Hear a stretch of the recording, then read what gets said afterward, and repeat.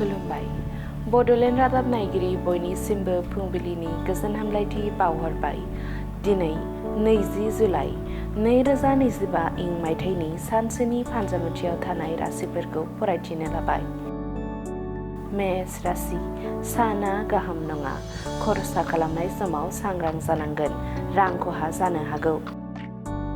वृष राशि, गोसोआव गोग्गो सानस्रि दोननांगोन। गोब्राब नाजानाय थायोब्ला जाफुंसारनायनि फिथाइखौ मोनफुंनो हागोन। मिथुन राशि, जिंगा गोनां सान। साननाय जाफुङैयाव गोसोआ बायफ्लेनो हागौ। गोसोखौ गोरा खालामना सोलिनांगोन।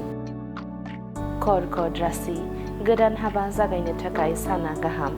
रांखान्थियारि थासारिया साबस्रांगोन, संसारा गोजों जागोन। सिंह राशि, नखराव माइनाव फैगोन।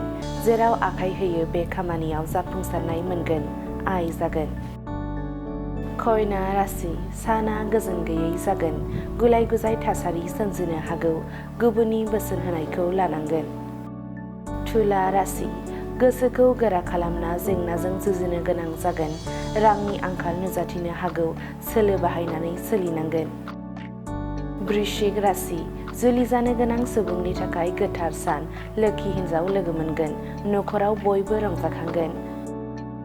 धनु राशि, मावख'नि खामानिजों सोमोन्दो गोनां दावबायनांनो हागौ। बायजोनि आदार जानाया देहानि खहा खालामनो हागौ। गावखौ जोथोन लानांगोन। मकर राशि, साना गाहाम नङा। खैफोदनि समाव गोसोखौ हमथाना थानांगोन। बयजोंबो मोजां सोमोन्दो लाखिनांगोन। कुम्भ राशि, आनजादाव मोजाङै उथ्रिसारनो हायैयाव गोसोआ गाज्रि मोनगोन। गोसोखौ गोरा खालामना नाजाथाबनाय थायोब्ला जाफुंसारनायखौ मोनगोन। मीन राशि, आंगो लोगोफोरजोंनो नेवसिजानो हागौ। दुखुजों गोसोआ बायफ्लेगोन। गोसोखौ गोरा खालामना थानांगोन। दिनैनि राशि फरायथिनाया एसेनोसै। बेजों लोगोसेनो दिनैनि साना बुहुमनि साफ्रोमबो सुबुंफोरनि थाखाय गाहाम जाथों, बेनि थाखाय बड'लेण्ड रादाब नखरनि जानानै इसोरनि खाथियाव आरज गाबनाय थाबाय। गोजोन्थों।